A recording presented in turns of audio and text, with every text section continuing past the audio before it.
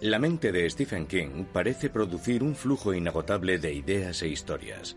Sus obras han servido de base a más de 50 largometrajes de Hollywood. La mayoría de las personas conocen a Stephen King gracias a estas películas. Lo conocen como el responsable de clásicos del terror como El Resplandor o Carrie, pero es también el escritor de películas ganadoras de Oscar como Misery y alabadas por la crítica como Cadena Perpetua, Cuenta conmigo o Eclipse Total. El prolífico King es el escritor más leído y de mayor éxito de este siglo. Sus libros le han hecho rico y poderoso, algo muy diferente a sus primeros años.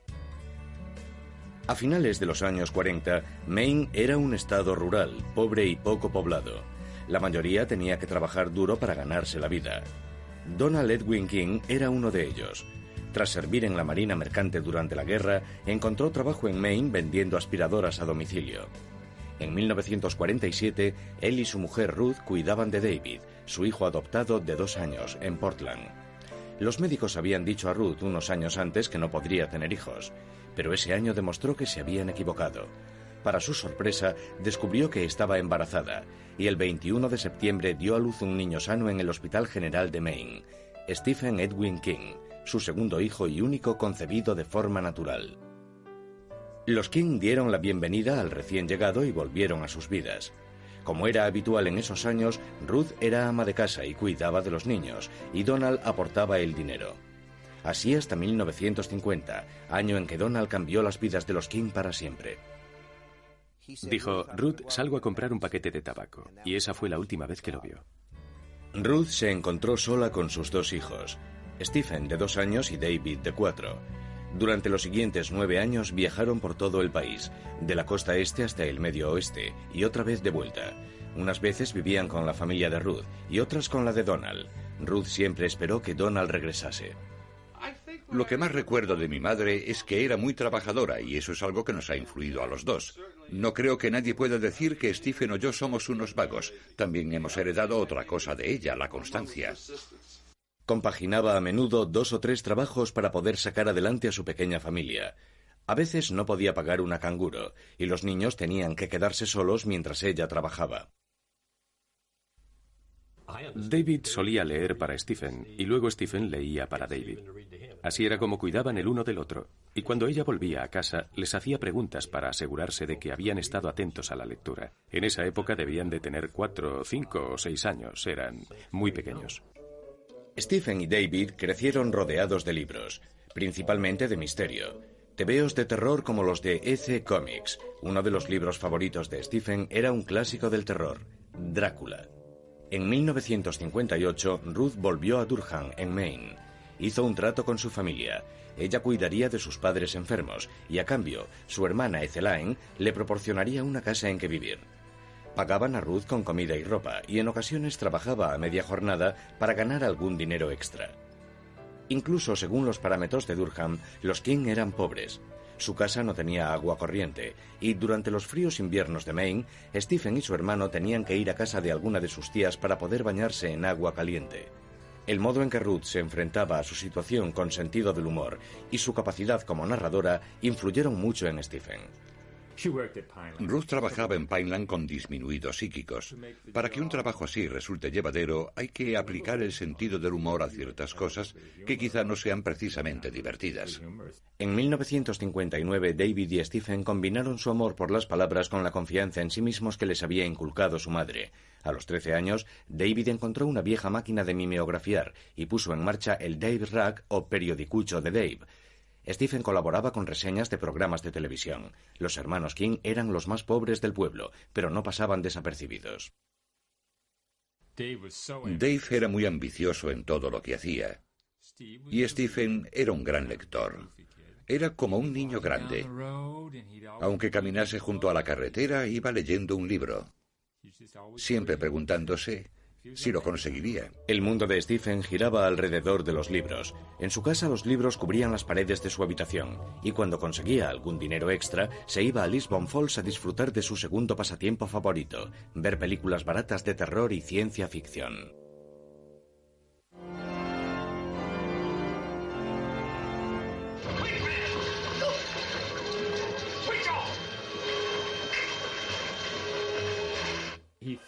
Devoraba revistas y películas de terror. Todas las películas que veíamos eran de terror. Le encantaba pasar miedo, o quizás demostrar que no pasaba miedo. Demostrar que no pasaba miedo. Cuando no podía pagar la entrada, Stephen iba a casa de sus amigos y se quedaban viendo la tele hasta tarde, películas mexicanas de terror y The Twilight Zone. Y siempre aseguraba que los monstruos, espectros y vampiros que hacían gritar a sus amigos no le daban miedo. Al pasar junto a la iglesia, se me ocurrió dar un escarmiento a Stephen por pensar que era tan valiente. No sé cómo me atreví a entrar en la iglesia. Stephen venía silbando por la carretera a las 2 de la mañana. Salí de la iglesia gritando como un fantasma. Se cayó al suelo y salió corriendo a 4 patas gritando como un poseso.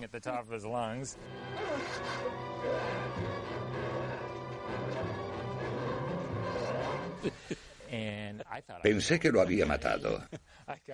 Lo agarré y lo sacudí. Soy yo, no pasa nada. Nunca me lo perdonó. De hecho, a Stephen le daban miedo muchas cosas. Las arañas, los espacios cerrados, las alcantarillas, los funerales, el número 13, la oscuridad. Pero lo que más miedo le daba era la delgada línea que separa el bien del mal. Cuando solo tenía 11 años, comenzó a coleccionar artículos sobre un asesino en serie real, Charlie Starkweather, que convirtió en una matanza un viaje con su novia por Nebraska y Wyoming. Stephen se enfrentó a sus miedos poniéndolos por escrito. En 1960, Stephen descubrió que su pasión por la escritura podía no ser una casualidad. Encontró una caja en el desván de su tía. Para su sorpresa, descubrió por las cartas de rechazo de varias revistas que su padre había intentado convertirse en escritor.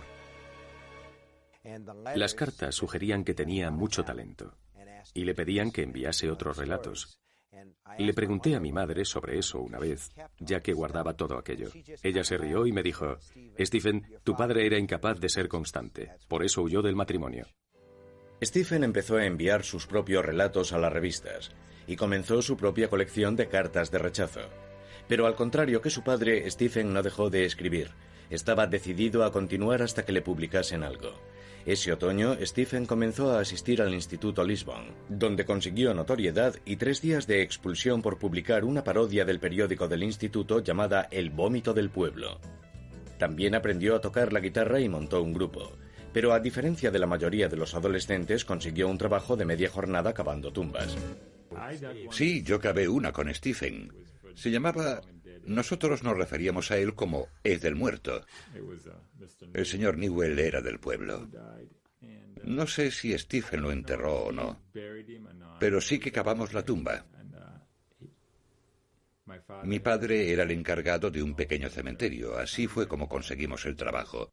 Nos pagaron $25 o $50. Era una fortuna. Era muchísimo en los 60.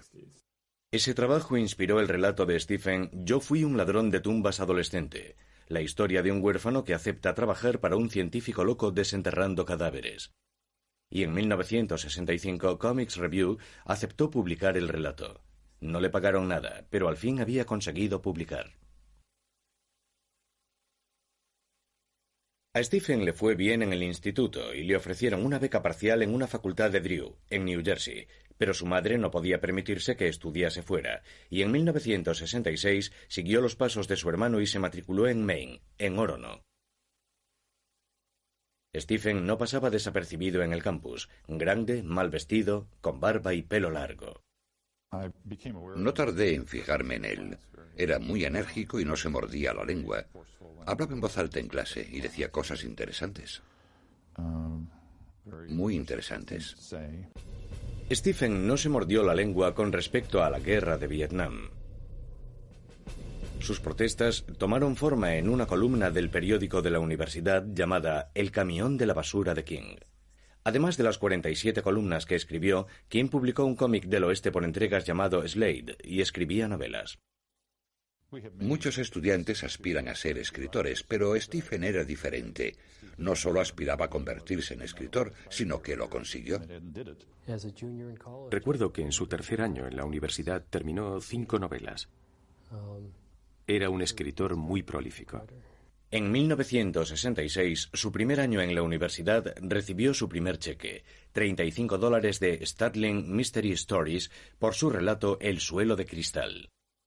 Escribía sin parar, pero escribir no era un modo de ganarse la vida, seguía siendo extremadamente pobre. Para completar los $5 que su madre le enviaba cada semana, Stephen trabajaba media jornada en la biblioteca de la universidad. Allí conoció a Tabitha Spurs, estudiante de historia y aspirante a poeta. Era el estudiante más pobre que he conocido. Calzaba unas botas de agua recortadas porque no podía permitirse comprar unos zapatos.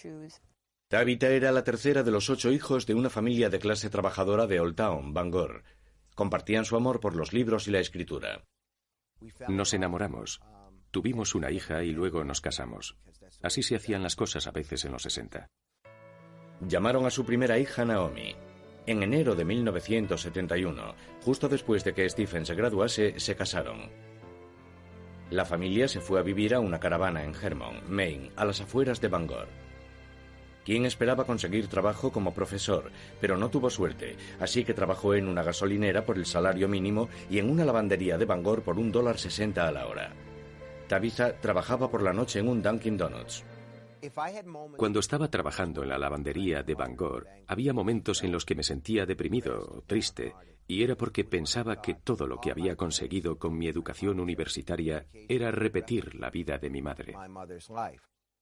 El poco tiempo del que disponía Stephen tras trabajar todo el día y ejercer de padre después, lo pasaba ante la máquina de escribir. Pensaba que esa sería su forma de salir de la pobreza. Por fin, en febrero de 1971, Stephen consiguió trabajo como profesor de inglés en la Academia Hamden.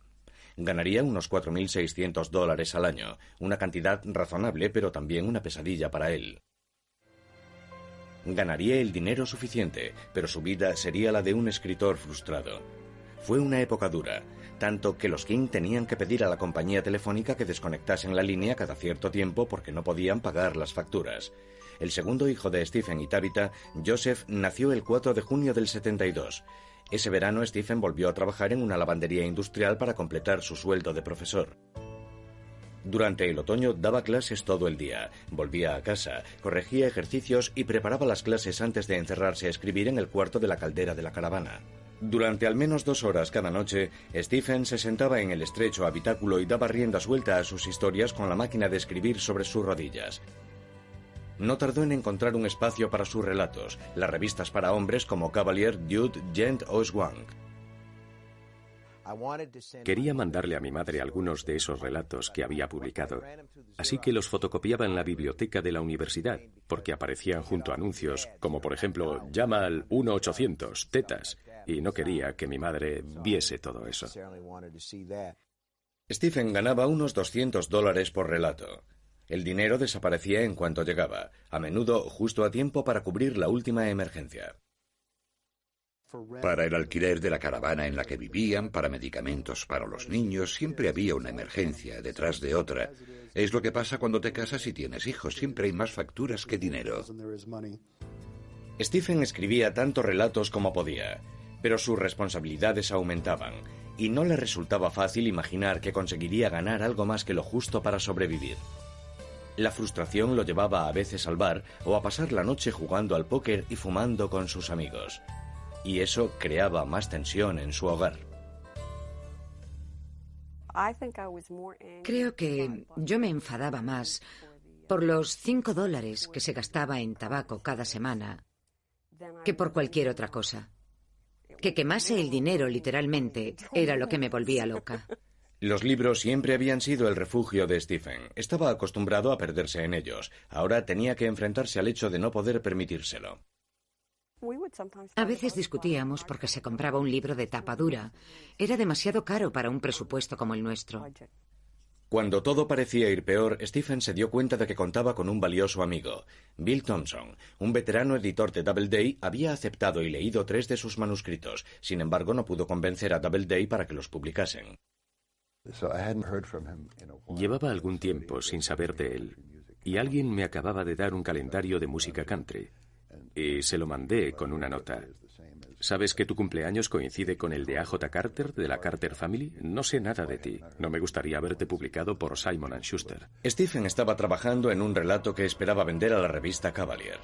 Era la historia de Carrieta White, la tímida hija de una fanática religiosa, el máximo exponente de una adolescente marginada. Pero King pensó que no sabía lo bastante sobre las adolescentes para que el personaje resultase creíble, y se deshizo del relato. Lo tiró a la basura. Tiró la primera parte. Yo estaba sacando la basura. Lo recogí y vi que tenía muchas páginas, así que lo leí. Stephen, ante la insistencia de Tabitha, lo terminó y se lo mandó a Bill Thompson. Era Carrie, la novela, y pensé, bueno, esto tiene posibilidades. Podríamos hacer algo con esto. Y le dije, odio tener que pedírtelo, pero si lo reescribes, podríamos publicarlo. Estoy dispuesto a apostarlo todo por él. Stephen cambió algunas cosas, devolvió el manuscrito y se centró de nuevo en pagar las facturas. Una vez más, los King pidieron a la compañía telefónica que desconectasen su teléfono. Un día estaba en la sala de profesores y dijeron por megafonía, «Señor King, por favor, venga al despacho. Tiene una llamada de su esposa». Yo salí corriendo con el corazón a 100 por hora y pensando, pueden ser dos cosas. O le pasa algo malo al bebé, o he vendido el libro. Había recibido un telegrama de Bill Thompson. Había tenido que mandar un telegrama. No podía llamar porque no teníamos teléfono. Y el telegrama decía, Carrie, oficialmente, libro de Doubleday. El futuro se abre. Con cariño, Bill Thompson. Y la postdata decía, $2.500. ¿Bien? $2.500 estaba muy bien. Para nosotros era una fortuna. Doubleday publicó Carrie en abril de 1974. Stephen y Tabitha se mudaron a un piso en Bangor, Maine, e instalaron un teléfono. Stephen todavía soñaba con abandonar la enseñanza, pero no se hacía ilusiones, no creía poder ganarse la vida como escritor. Lo que no sabía era que el departamento de venta de derechos mantenía conversaciones con New American Library, una editorial que encontró muy interesante la historia de Carrieta White. Creo que su primera oferta fue de $200 o $250.000 por los derechos para la edición de bolsillo. Bueno, aquello nos cogió por sorpresa. Y Bob Punker, que era nuestro encargado de negociar los derechos y un gran jugador de póker, les dijo, bueno, en realidad pensábamos en algo más. Y le pregunté a Bill, ¿cuánto? Y me contestó, 6 cifras, $400.000. Nuestro teléfono estaba en la pared de la cocina. Y me flojearon las piernas. Fui resbalando por la pared. Recuerdo que los faldones de la camisa se me salieron del pantalón, hasta que di con el culo en el suelo. En esa época, la política de Doubleday era repartir los derechos de las ediciones de bolsillo a medias con el autor. Stephen recibiría $200.000. Eso le permitiría abandonar la enseñanza y escribir a tiempo completo. Pero una de las personas más queridas por Stephen no pudo compartir su éxito. Su madre había visto el manuscrito de Carrie y sabía que Doubleday lo iba a publicar, pero no llegó a ver el libro. En diciembre del 73, tras una larga y dolorosa lucha contra el cáncer de pulmón, Ruth King falleció a los 59 años. Por fin había alcanzado el éxito. Y su madre no había visto más que el principio de todo. A él le habría gustado que hubiese llegado a verlo en el número 1. Para entonces ya había vendido los derechos de Carrie para la edición de bolsillo, y creo que, tras su muerte, él lamentaba que no pudiese ver lo que estaba por llegar. Fue un funeral triste. Stephen estaba destrozado, sobre todo cuando se enteró, tras la muerte de su madre, de que los $5 que ella le mandaba a la universidad a menudo significaban para ella pasar sin comer. Pero también supo lo mucho que se parecían. Ruth había trabajado duro y había sido constante, las mismas cualidades por las que él había conseguido triunfar. Recuerdo que antes de graduarse solía comentar que cuando vendiese su primera novela se compraría, creo que era un Cadillac rosa descapotable, y volvería al campus a dar una vuelta en su gran coche. King no se compró un Cadillac rosa, sino uno rojo, azul y blanco. Aunque seguía siendo lo bastante humilde como para no usarlo cuando iba a visitar a sus amigos de Durham. Conducía un Dodge Dart del 64 totalmente oxidado, el coche más feo del mundo. y le parecía un poco embarazoso venir a vernos en su gran Cadillac rojo, azul y blanco. Así que venía en su coche de $100. El dinero no cambió a Stephen. Seguía siendo humilde y seguía temiendo que nunca sería un escritor de éxito. Pensaba que Carrie podía no ser más que un golpe de suerte. No sabía si era un escritor de un solo éxito. No es ningún tonto. Creo que pensó, lo he conseguido, pero podría perderlo. Voy a disfrutar mientras dure. Stephen King escribía constantemente, 1500 palabras al día. Se inspiraba en la gente que conocía, en lo que él mismo vivía y en la vida cotidiana y rural de Maine. Su siguiente libro, El misterio de Salem Slot, era una historia sobre Drácula ambientada en una pequeña población de Maine. Envió el manuscrito a Doubleday, compraron el libro y vendieron los derechos de la edición de bolsillo por $500,000. De nuevo Stephen recibió la mitad. Sus 2 primeras novelas le habían hecho ganar casi $500,000. Algo increíble para un autor novel, y eso sin contar la venta de derechos para el cine. Tras La semilla del diablo, el terror estaba de moda en Hollywood, y Columbia Pictures compró los derechos de Carrie, su primer libro. Pero King no conseguía librarse del miedo de no alcanzar lo que tanto ansiaba. Pensó que un cambio de ambiente le inspiraría nuevas historias, y por primera vez en su vida tenía el dinero suficiente para dejar Maine. En otoño de 1974, los King se montaron en su nuevo Cadillac y llegaron hasta Boulder, Colorado. En Boulder, King no consiguió centrarse en el trabajo. Comenzaba una historia tras otra, pero ninguna lo satisfacía. Pensando que le vendrían bien unos días libres, preguntó dónde podía pasar un fin de semana tranquilo con Tabitha y los niños. Le recomendaron el Hotel Stanley, en Estes Park. De hecho, estaban a punto de cerrar durante la temporada de invierno. Se registraron y prácticamente tenían el hotel para ellos solos. La imaginación de King comenzó a desatarse. Paseaba por los pasillos. Veía una manguera enrollada y en su mente la veía y la oía cobrar vida y golpear el suelo. Comenzó a trabajar en la historia de un niño con poderes paranormales que corre el peligro de ser atrapado por el mal que habita en el Hotel Overlook y ve su vida amenazada por un padre borracho. Pero esta no era solo otra historia de terror. Stephen estaba escribiendo sobre sus propias vivencias. Sobre todos los que han estado casados 3 o 4 años y han estado sin Blanca y todo eso, se crea una gran tensión entre las personas. Y hay mucho de eso en la novela El Resplandor, que tiene que ver con el alcohol, con la ira, con muchas de las cosas que yo sentía en aquella época. Stephen King terminó El Resplandor en Colorado. Aunque Boulder le había inspirado, el corazón de Stephen estaba en el este. En 1975 regresó a Maine con su familia. El segundo libro de Stephen, El misterio de Salem Slot, salió a la venta cerca del día de Halloween, y poco después lo hizo la edición de bolsillo. A finales de 1976, un nuevo público descubrió a Stephen King gracias a la película Carrie, protagonizada por Sissy Spacek.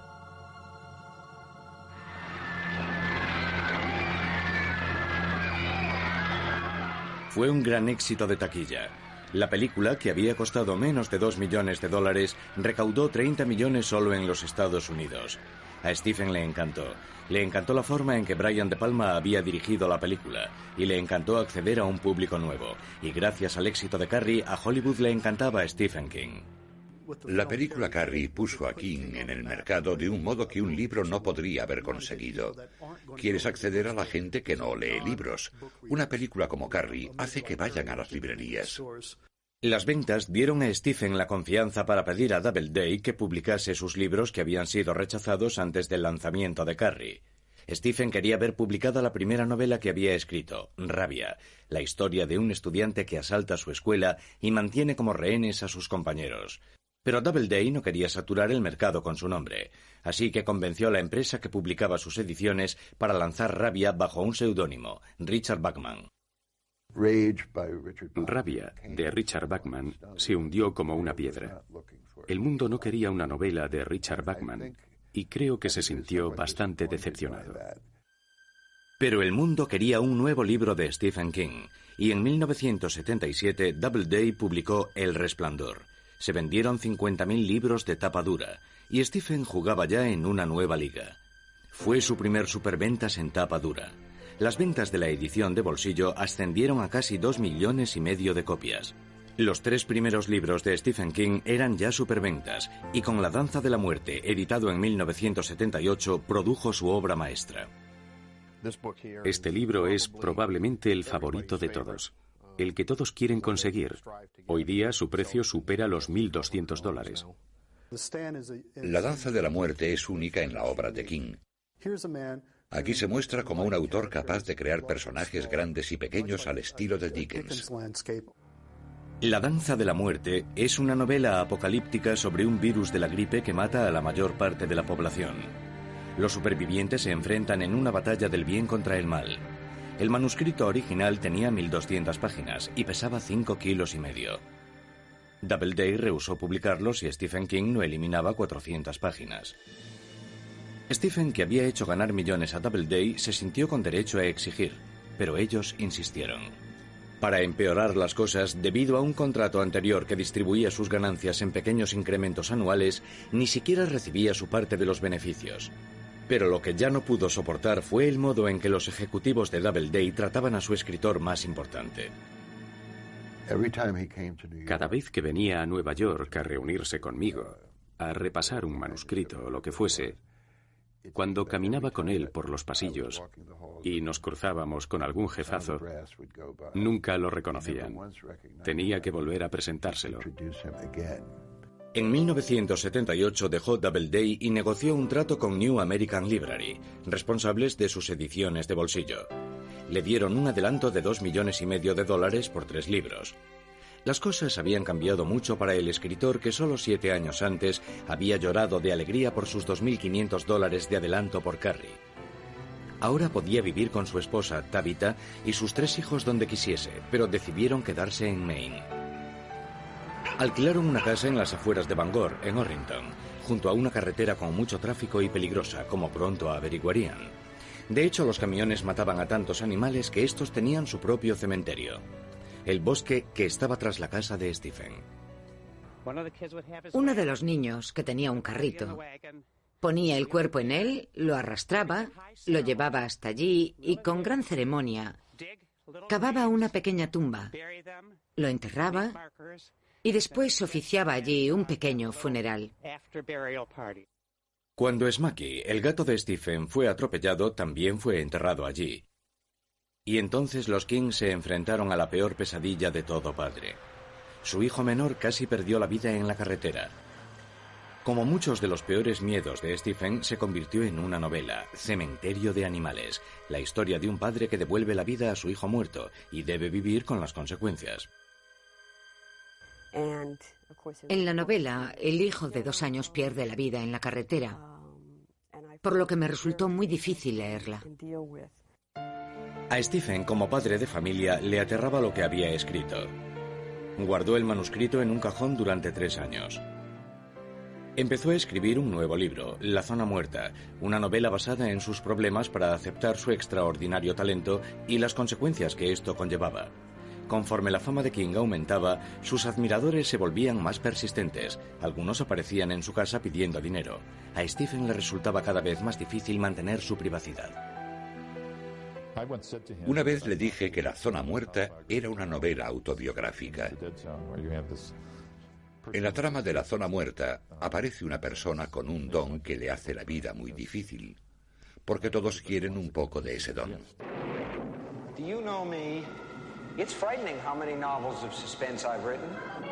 Esto incluía a los anunciantes y a los estudios de Hollywood. Vendía los derechos de sus libros con la misma rapidez con que los escribía.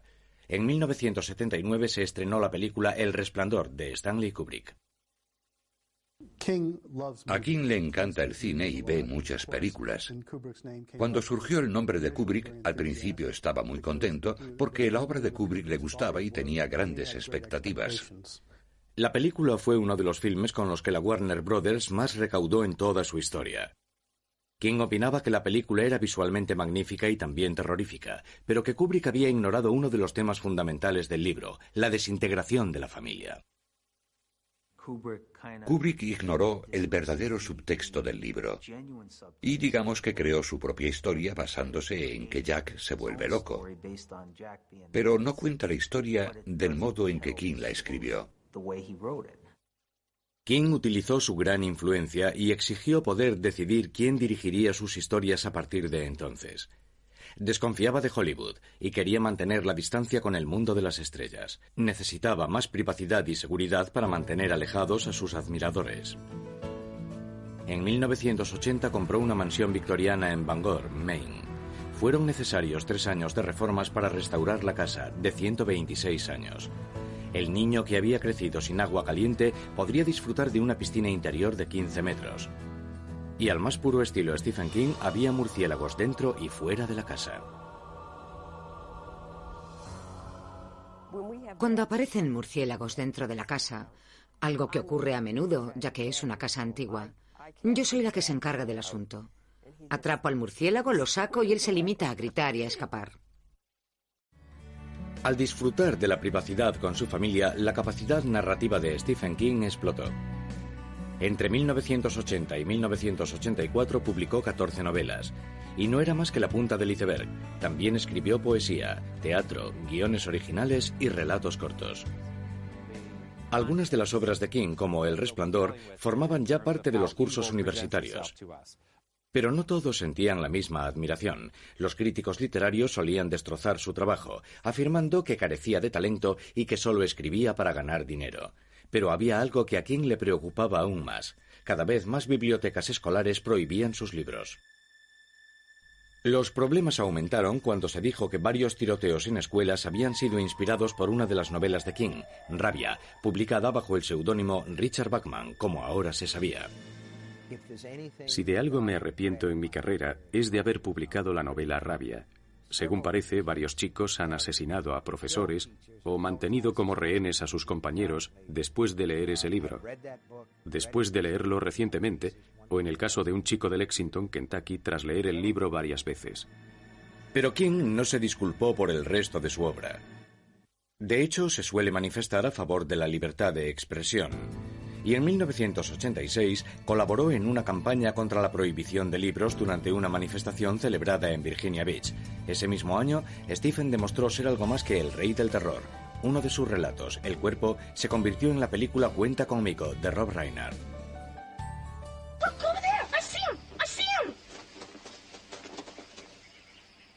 None of us could breathe.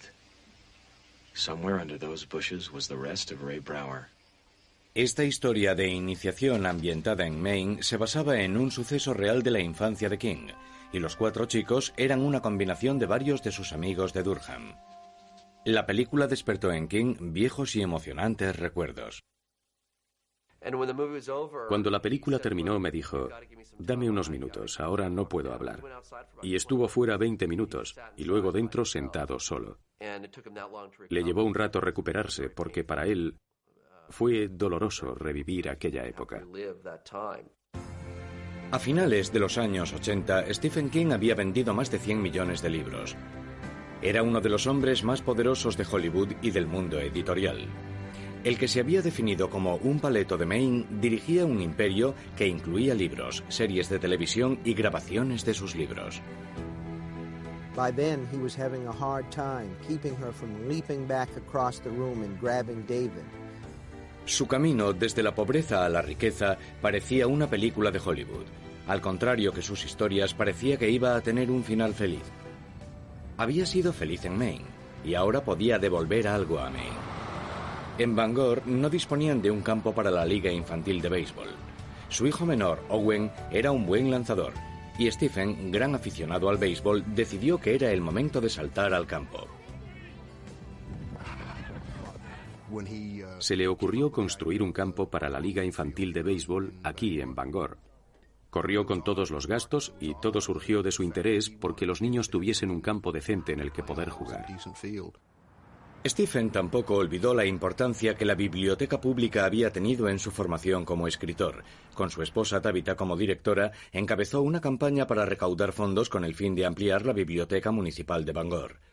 Incluso consiguió hacer realidad un sueño de juventud, ser una estrella del rock. Compró la emisora local especializada en música rock para asegurar su supervivencia. On rhythm guitar, Stephen King.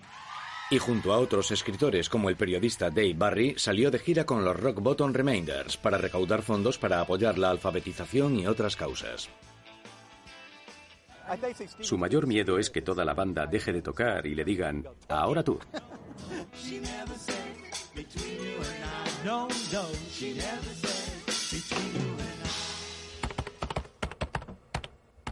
Dejando aparte el canto, Stephen King parecía haber vencido a muchos de sus demonios personales. No necesitaba preocuparse por sus ingresos, por el fracaso o por no llegar a ser el padre de familia que quería ser. Podía escribir solo por el placer de hacerlo, y su trabajo era cada vez más respetado. La película Misery, de 1990, que se basaba en una novela suya de 1987, consiguió 4 nominaciones a los Oscar.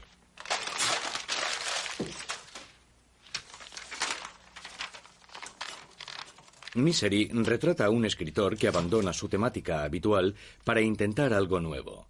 Desgraciadamente es secuestrado por su autoproclamada admiradora número 1, una mujer aterradora que lo mantiene encerrado en una cabaña hasta que escriba una novela para ella. I'm sorry, Paul, this is all wrong. What? You'll have to do it over again. It's not worthy of you. Throw it all out. Except for that part of naming the gravedigger after me. You can leave that in. I really value your criticism, but maybe we're being a little hasty here. Paul. Stephen también tiene admiradores demasiado entusiastas. A pesar de las medidas de seguridad, su casa de Bangor fue asaltada una noche de abril de 1991, mientras Tabitha se encontraba sola en casa. Entró por una ventana y me dijo, tengo una bomba y te voy a matar. Y yo dije, oh, y salí en pijama por la puerta más cercana. Si los acosadores representan las desventajas de la fama, Stephen King parece llevarla mejor que otros. El público parece no cansarse nunca de sus historias. Durante los años 90, sus libros siguieron entre los más vendidos y sus series de televisión fueron grandes éxitos. Y gracias a películas como Eclipse Total y Cadena Perpetua, aumentó su prestigio como escritor serio. En los últimos 10 años se ha producido un cambio importante.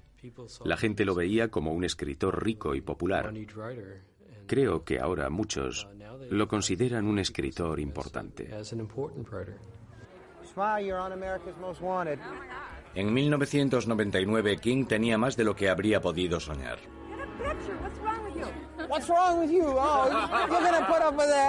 Había en circulación más de 300 millones de libros suyos. Tenía dinero, fama y era cada vez más respetado. Sus hijos habían crecido y se habían independizado. Stephen y Tabitha necesitaban un cambio en sus vidas. Pensaron comprar una casa en Florida, lejos de los duros inviernos de Maine, donde poder jubilarse. Pero en junio, el rey del terror protagonizó una historia aterradora. Stephen fue atropellado cerca de su casa de Maine. Sufrió heridas graves. Creo que eran más graves de lo que la prensa sabía. Stephen estuvo a punto de morir.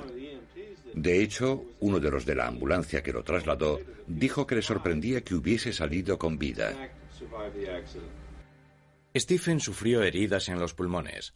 Se rompió una pierna, varias costillas y se fracturó la cadera. Pasó semanas hospitalizado y siendo operado en numerosas ocasiones. Perdió más de 45 kilos.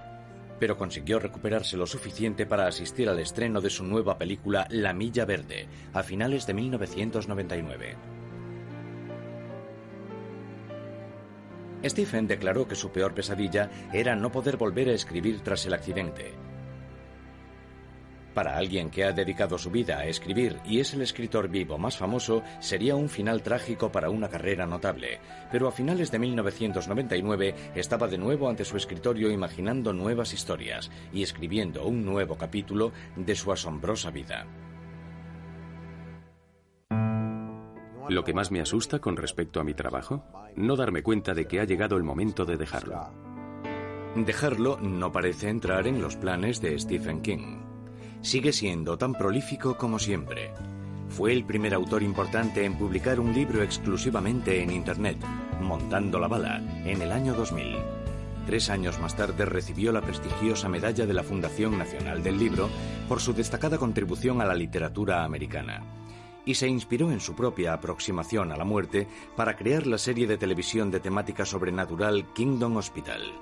Sigue escribiendo numerosos relatos y continúa trabajando en proyectos para la televisión y el cine, como la película La Ventana Secreta, de 2004. Además, consigue sacar tiempo para disfrutar de su otra pasión, el béisbol. Siempre ha sido un seguidor de los Red Sox y coescribió la crónica de su histórica temporada en 2004 en el libro Faithful. Y volvió a demostrar su versatilidad con un libro para niños titulado La chica que amaba a Tom Gordon.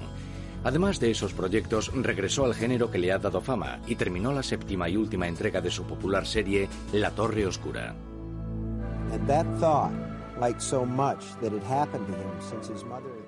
El trabajo que ha hecho es asombroso, no solo por el volumen de su obra, sino por el tipo de material y los personajes que ha creado. Creo que es uno de los mejores narradores de la historia. Comparto la opinión de que Stephen King ha narrado la segunda mitad de este siglo de un modo que hará que la gente lo lea dentro de 50 o 100 años. As if his mind and body had turned into some sort of pipe. He is in there. I know he is.